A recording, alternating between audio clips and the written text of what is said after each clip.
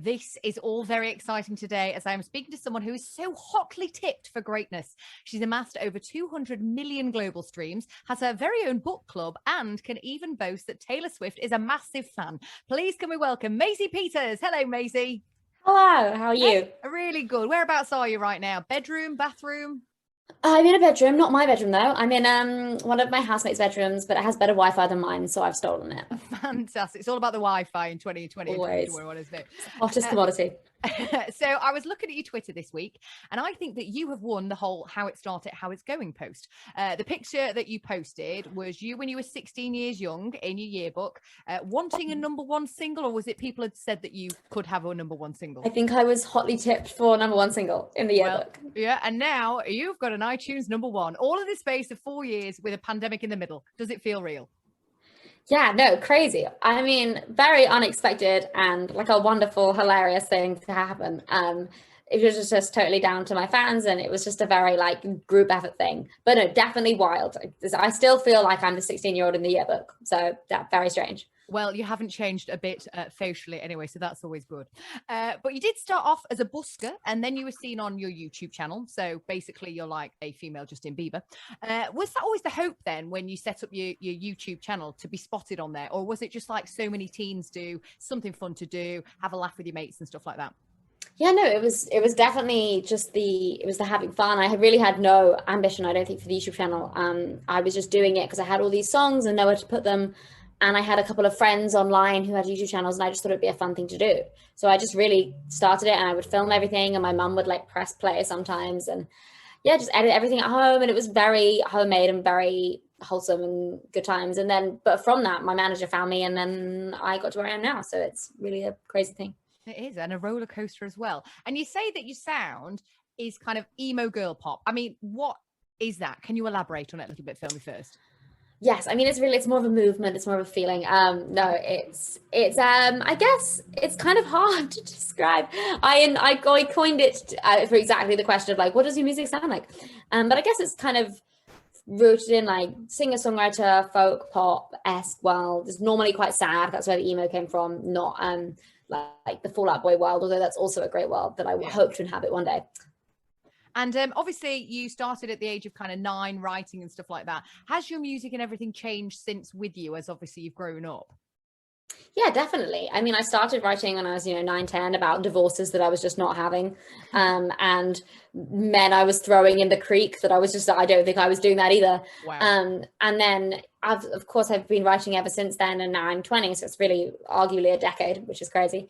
But yeah, I think I've definitely developed as a writer and sort of finessed what it is that I like to write about and how I like to write. And I would like to think I'm better than I was at 10, but you never know. There was a spark of genius in the 10-year-old me. Child genius. And are your family musical then? Is that something that they do as well? Or, are they thinking that you're slightly crazy wanting to perform and do music as a living? No, yes, they're very unmusical. My dad is a teacher and my mom works in communications. And they were very, they're very thrilled for me, but very, like, good job, mates, well done. 10 out of 10. They have really no idea what I do all the time. And yeah, my whole family are very supportive, but very uninvolved, which is lovely. Have you been living with them in the pandemic or with your housemates? I was with them for most of half of last year, and then I moved in September. So I've done both, and both were great for different reasons. And has obviously everything slowed down? Has that been a nice thing for you to kind of just be able to chill out for a bit, to write and stuff like that? Yeah, definitely. I think it was really great for me, at least the first lockdown back in last March. Crazy. Was great. I moved back home, and I was back in my bedroom just with my guitar writing songs on my own again, which was really so necessary. And I hadn't done that in a long time. And I think I really just connected with what had made me start writing in the first place. And then I think the album as a whole was much better for it. And did you learn anything about yourself in lockdown? Did you learn any new skills or anything like that? I've definitely become a better cook, although I think that also came from moving into a house of girls who are relatively good cooks. So I kind of picked up a lot. Yep. And I've learned that I'm really very impatient and have a pretty terrible attention span. When I'm, just if on a normal lockdown day, I would be doing about 15 different things and finishing none of them. Lovely. Well, you say you're impatient. Obviously, last year was supposed to be a massive year for you. Lots of getting sort of in front of people, plus supporting Niall Horan as well on his European tour. Do you kind of get mad and angry with coronavirus because, you know, you've missed out on things, or is it just something that you're okay with? I mean, yeah, definitely. There's some level, obviously, which you do sometimes think like, wow, I would have had a good time. Oh well, RIP that. But also, I don't know. I'm not really one to like dwell on things as a person, so I really do try to just like look forward and not backwards, and try and focus on the good things that came out of last year, of which there were some. And yeah, just think, life is long. Like you'll get other opportunities again. Everything will eventually come back around. Well, hopefully soon as well. You must be chomping at the bit for things to get back to normal and get started again. And I know you've not exactly stopped. And we are loving your new single, John Hughes Movie, which is out now. So we're just going to take a listen to it. If Maisie, you can introduce it for us, that would be wonderful. I would love to. Hello, I'm Maisie Peters, and this is my new single, John Hughes Movie. So that was the massive new single from Maisie Peters, John Hughes Movie. I loved it. There's a lot of snogging in the video, although you don't get to do any of it. But it is very nostalgic for me. I mean, all the kind of teenage melodrama around it. I was a dateless school ball leaver. No one wanted to go with me. It was like looking in a mirror, honestly. But was it a lot of fun to make for you? It was the most fun. Yeah, the music video was just like the most crazy thing ever.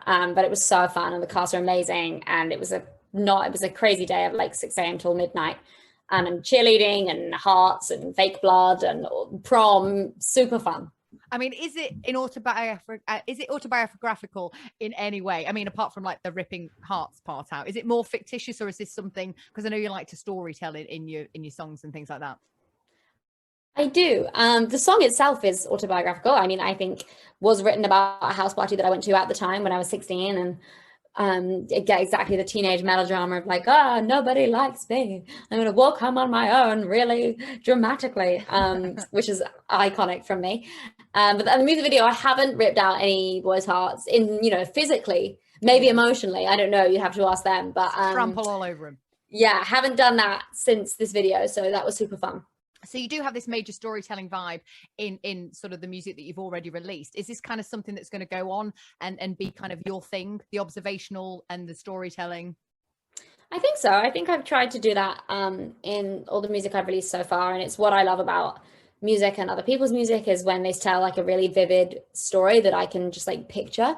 And I'm a big lyrics person. So I think, yeah, hopefully the album will have a lot of that in it. I'm very excited. Now, having started so young as you were, was it always your dream then to be this pop star?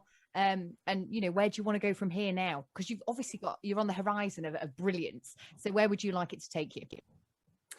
Wow, all the way to the top, baby. I'd love to keep making music and to keep playing bigger shows and meeting more people and getting to get more and more opportunities through music. I think I'm a very ambitious person. So if I start something, I'm going to want to do it better than anybody else is doing it. But yeah, I guess you never know what's in the future, but hopefully, world domination. Well, exactly. There we go. And here we are at the very beginning. I'm very proud. But obviously you've got a really close relationship with your fans, actually. And you said before you're big into reading. Is that where the idea of your book club came from? Tell me more about that. Yeah, so that was actually a suggestion from a fan, because I talk about books a fair amount, and they were like, oh, we should do a book club. And I was like, that is an amazing idea. And actually was at the beginning of last lockdown that I kind of started it.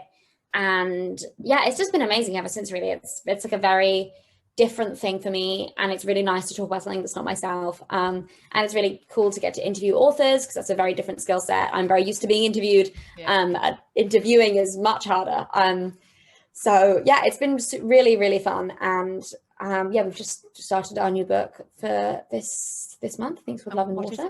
Love and Water. Okay. Love and Open Water. And I'll check that. But I haven't actually read it yet, hence why I don't know the name. Because we just announced it today. But it's very good. Can anybody join your Open Water? Can anybody join your book club?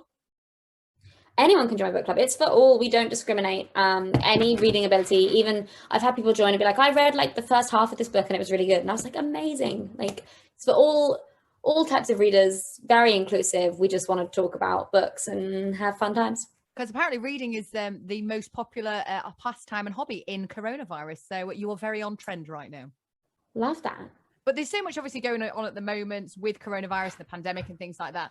Obviously, we're very much anticipating your debut album as well. Are you excited about this? I mean, it's been in the planning for a long while, and Corona's put things back and things. Can you give us any hints of what we can be expecting? Yes, I'm so excited. I feel like I've been waiting all of my life to release this album, so I'm very excited. In terms of hints, I mean, it's this year. It's really good. It's going to be sort of stuff that you would expect and songs that sound like brothers and sisters to songs that I already have. And then I'm sure there'll be some curveball songs where everyone will, promptly lose their minds, I hope. But yeah, I'm so excited for it to come out. I'm so excited. Because you've done like EPs and things before. Is it very different trying to do a full album? And I expect since you've been writing for so long, you've got so many songs that didn't make the cut that maybe, Yes, that's the great sadness. I have so many songs, and it's like, getting rid of your babies. It's very difficult, and that's for sure the hardest bit. And then I guess it's just different from making an EP, just in terms of the sheer amount of songs you have to finish. And in fact, just really deciding on what makes it on there, because as I said, there's just so much music, and I'm very proud of all of it. But there's only so many songs you can get. Well, I can't wait to listen to 142 of them that are on there. Exactly. Keeping it short, sweet. But this last week as well, we've had some great news, obviously, about lockdown unlocking in terms of festivals and things. Will you be getting on the road? Will you be getting involved and wearing some fierce outfits on stage? I would love to. I would love to more than anything in the world. Hopefully so. I'm not lasered in the details, but honestly, as soon as possible, catch me on a tour bus, not even my tour bus, somebody's, I don't know. I'll hitch a ride. I'm desperate to play shows again and to go on tour again and be with my band. And it just sounds like a dream. So yeah, for sure. When was the last time you were fully with your band? Actually, hilariously, we did, we all realized the last time we were together was we were in Belgium and we were doing some promo, and it was for an anti-bullying TV special. And we were all, at the time, we were all kind of laughing because there was this catchphrase that was like, "Stip it," kind of like "stop it." Yeah. So we would go around and we'd be like, "Stip it." And then we were saying the other day, we were like, guys, we went to Belgium and we did stip it, and then stop it, we really did. Everything did stop. So that was the last time we were together, which was really a hilarious reason to be together. It's just insane how quickly this last year has gone, isn't it? But I really hope that we get to see so much more of you in 2021. Your talent needs to be celebrated, Maisie. It's been an absolute pleasure speaking to you. And go and check out her incredible single, John Hughes Movie, available right now. And if you want more information, go to your website. Is that the best place to go for all your socials and everything? Yeah, socials, website, perfect. MaisiePeters.co.uk. You've been fantastic. Thank you very much for joining me. Thank you. Thanks, Fiona.